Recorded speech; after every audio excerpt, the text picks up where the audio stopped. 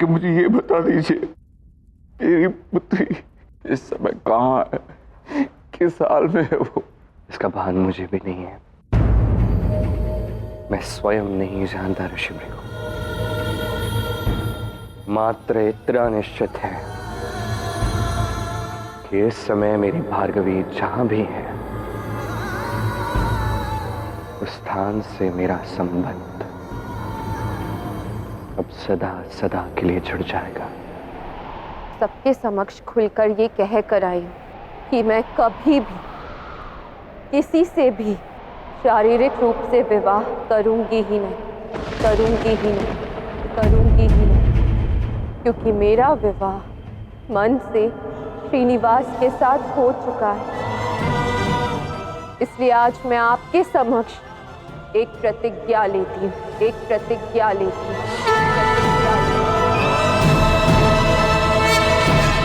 मुझे ज्ञात है कि इस जीवन में मेरी श्रीनिवास से पुनः भेंट तो नहीं होगी, इसलिए आज मैं प्रतिज्ञा लेती हूँ कि मैं आप में ही अपने श्रीनिवास को देखूंगी। मेरा प्रेम आपके प्रति मेरी निष्ठा और भक्ति में होगा। यही मेरी जीवन भर के लिए प्रतिज्ञा है, प्रतिज्ञा है, प्रतिज्ञा है।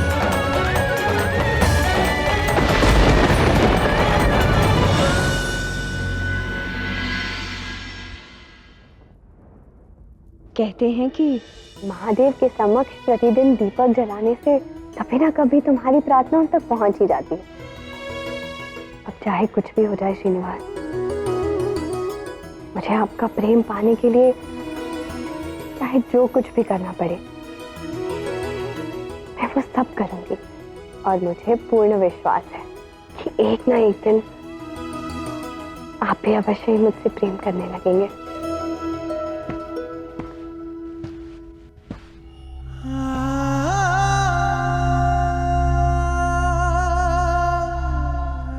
आप आ गए? अब वो आवश्यक कार्य हो गया जिसके लिए आप गए थे?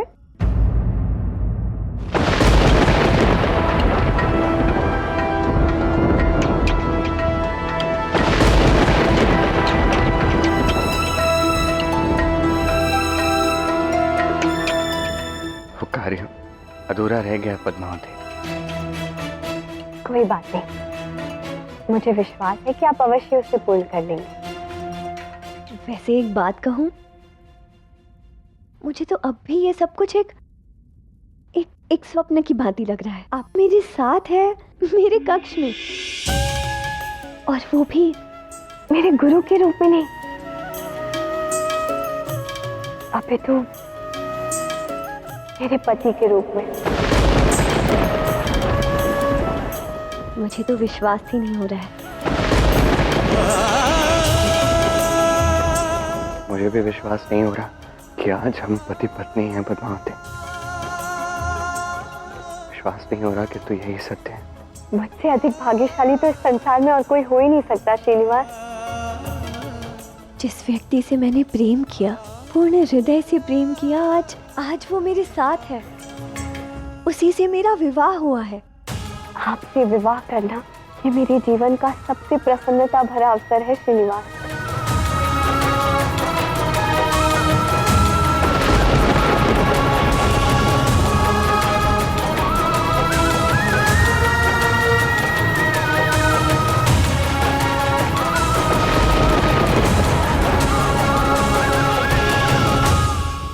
मैं जानती हूँ कि जिस स्थिति में हमारा विवाह हुआ है वो एक आदर्श स्थिति नहीं थी, किंतु इसका अर्थ ये तो नहीं है ना कि मैं अपना प्रेम नहीं व्यक्त कर सकती, आपके समीप नहीं आ सकती। पद्मावती,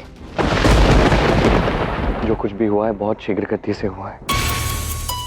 कल तक हमारा संबंध गुरु शिष्य का संबंध था, आज हम पति पत्नी हैं। मुझे थोड़ा समय लगेगा इस नए संबंध को स्वीकार करने में, इसे समझने में। आशा है तुम समझ सकती हो। मैं समझ सकती हूँ। आप जितना समय लेना चाहें आप ले सकते हैं, मैं प्रतीक्षा करूंगी। किंतु मैं आपको वचन देती हूँ कि मैं आपको इतना प्रेम दूंगी कि आप स्वयं ही ये समझ जाएंगे कि मैं आपकी अर्धांगिनी भी हूँ और आपका प्रेम भी।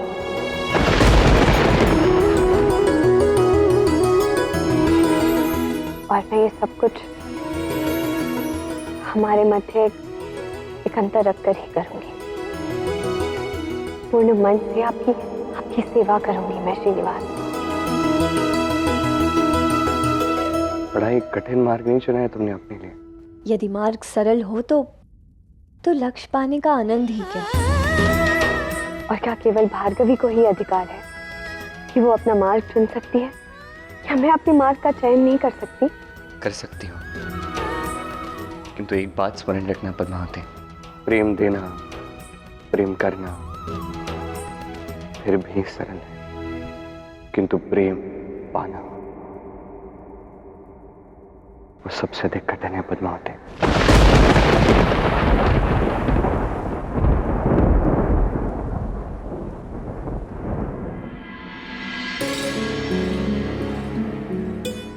भार्गवी पता नहीं कहाँ होगी, किस हाल में होगी। मुझे प्रातः ही श्रीनिवास से बात करनी ही होगी।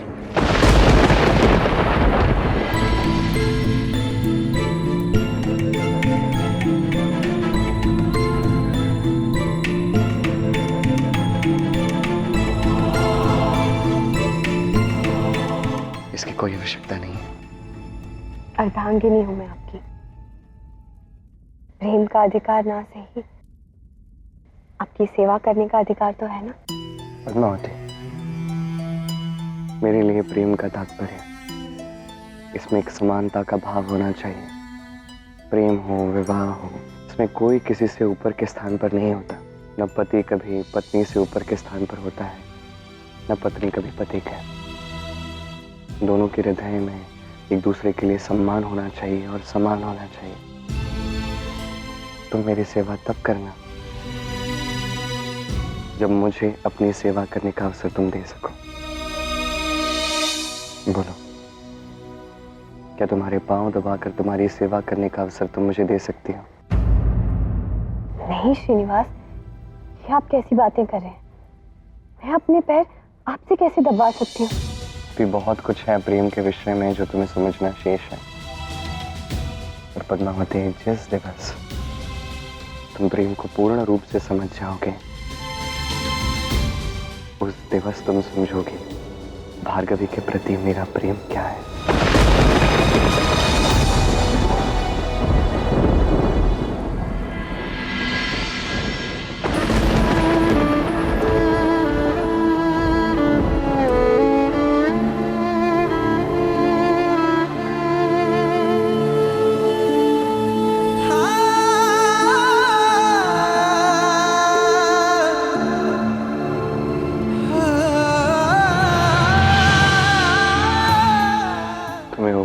प्रत्येक पीड़ा का आभास मैं कर पा रहा हूं भार्गवी।